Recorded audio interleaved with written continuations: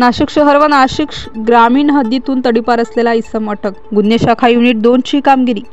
दिनांक 16 जुलै 2024 रोजी पोलीस हवालदार शंकर काळे यांना मिळालेल्या गोपनीय बातमीनुसार नाशिक शहर व नाशिक ग्रामीण हद्दीतून हद्दपार केलेला इसम नामे हितेश सुभाष डोईफोडे हा महाजन हॉस्पिटल समोर जेल रोड नाशिक रोड भागात वावरत असल्याची माहिती मिळाल्याने वरिष्ठ पोलीस निरीक्षक विद्यासागर श्रीमनवार यांच्या सूचनेप्रमाणे महाजन हॉस्पिटल समोर जेल रोड नाशिक रोड येथे सापळा रचून हद्दपार इसम नामे हितेश सुभाष डोईफोडे वय 25 वर्षे यास ताब्यात घेऊन पुढील कारवाई कामी नाशिक रोड पोलीस ठाणे येथे वर्ग केले आहे.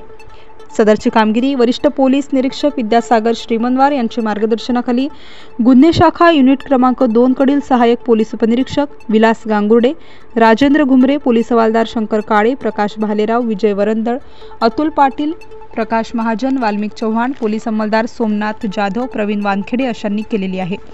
स्टार न्यूज साठी मोहसिन पठाण, नाशिक.